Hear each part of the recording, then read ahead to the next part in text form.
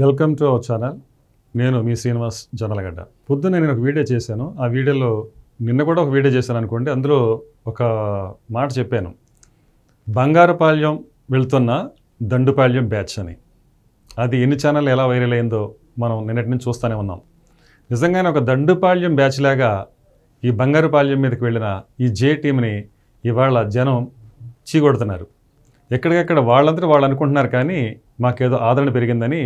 అది ఎంత నిరాదరణో ఎంత నిరసనో వాళ్ళకి ఇంకా అర్థం కావట్లేదు. ఇంకా ఇవాళ వార్తల్లోకి వస్తే, పొద్దున్నే ఎస్పీ మణికంఠ గారు ముందుగానే చెప్పారు ఏమని, ఒక నాటకీయ పరిణామం చోటు చేసుకోబోతుంది అని.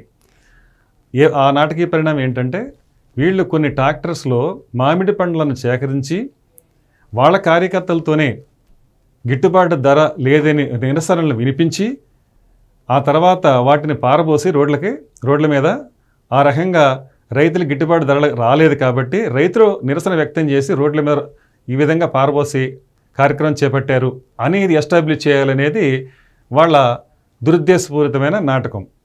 ఇది ముందే బట్టబయలు కావడంతో దానికి హెచ్చరికగా 370 మంది వైసీపీ కార్యకర్తలు కానివ్వండి, లేదంటే నాయకులు కానివ్వండి, అందరినీ నోటీసులు ఇచ్చి ఏదన్నా ఇలాంటి చర్యలకు పాల్పడితే కనుక ఖచ్చితంగా మీ మీద రౌడీ షీట్ ఓపెన్ చేస్తామని చెప్పారు. కానీ ఏం జరిగింది, వాళ్ళు ఏమనుకున్నారో అదే చేశారు. ఈ రోజున విధ్వంసం సృష్టించారు. ఇది అందరికీ ముందస్తుగానే తెలిసిన విషయం, జనాలు అందరికీ తెలిసిన విషయమే. ఇక్కడ వీళ్ళు వస్తే ఏం జరిగిద్ది అనేది మనం గతంలోనే మొన్న ఇంతకుముందు జరిగిన సంఘటనలు ఏవైతే ఉన్నాయో ప్రకాశం జిల్లాలో కానీ, లేకపోతే ఇంకా అంతకుముందు సత్యసాయి జిల్లాలో కానీ, ఇలా పల్నాడు జిల్లాలో కానీ కొన్ని సంఘటనలు చూసాం.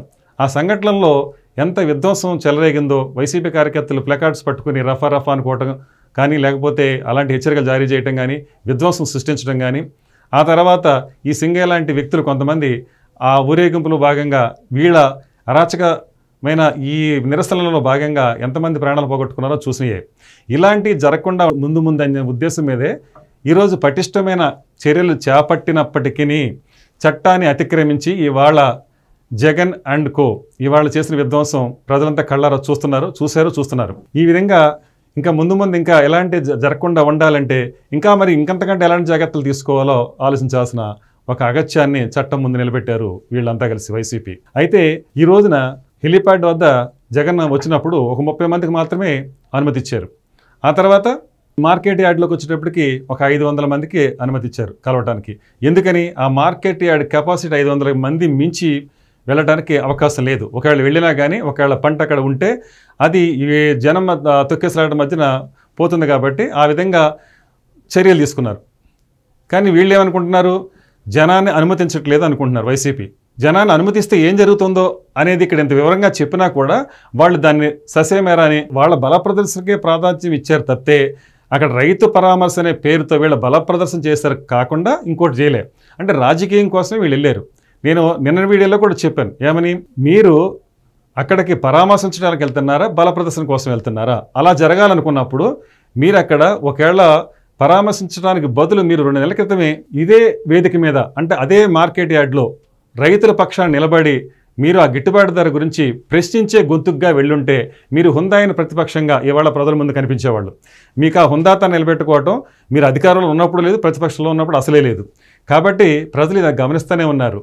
మీరు 2 నెలల క్రితం దార్శనికుడు కాబట్టి చంద్రబాబు నాయుడు ముందుగానే గిట్టుబాటు ధర విషయంలో చాలా అప్రమత్తంగా ఉన్నారు. ఎందుకని, గత సంవత్సరంలో పంట దిగుబడి ఎంత ఉంది, ఆ తర్వాత ఎగుమతులు కాకుండా మిగిలిపోయిన పల్పు కానీ ఇతరత్ర ఏమున్నాయి, దాన్ని దృష్టిలో పెట్టుకుని ఈ సీజన్లో పంట అధిక దిగుబడి వచ్చింది.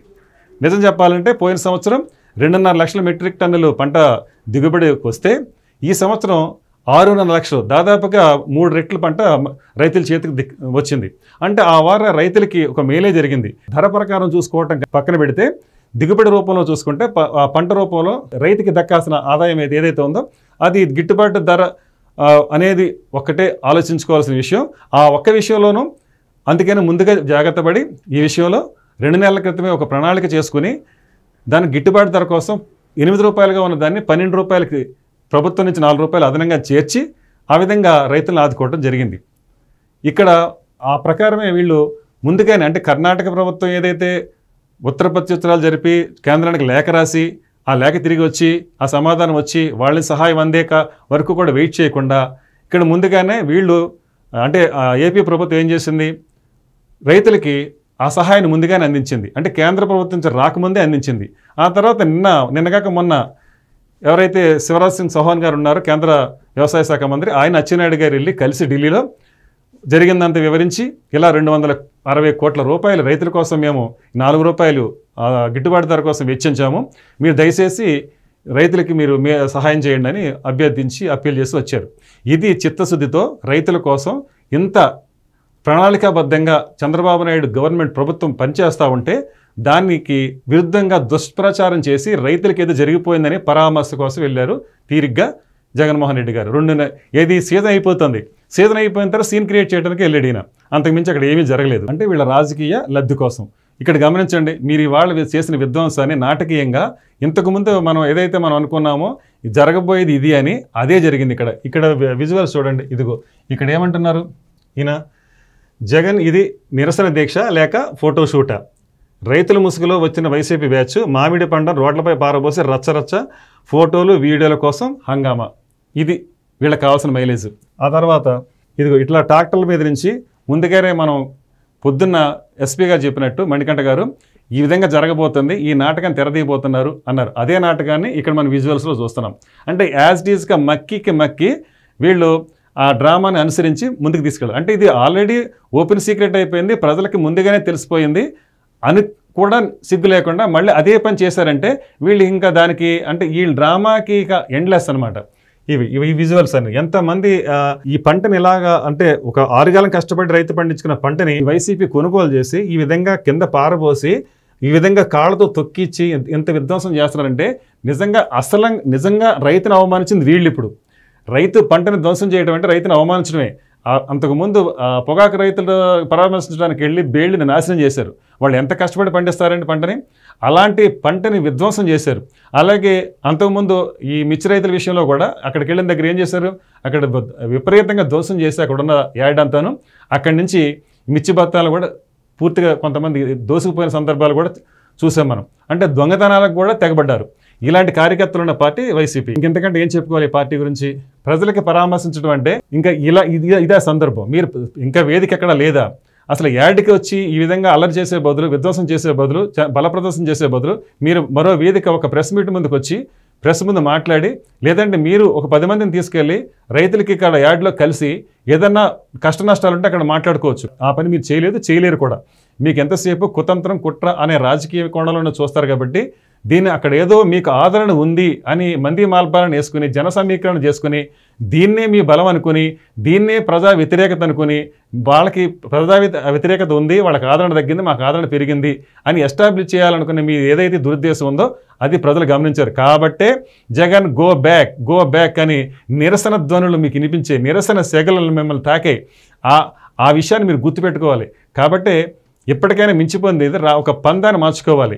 అది నిజం చెప్పాలంటే ఒక రకంగా ఈ తెలుగుదేశం ప్రభుత్వం గవర్నమెంట్ ఈ కూటమి ప్రభుత్వం ఇప్పటికీ మీ విషయంలో ఇంకా ఉదాసీనంగా ఉందని అనుకోవాలి, ఇంకా ఉపేక్షిస్తుందని అనుకోవాలి.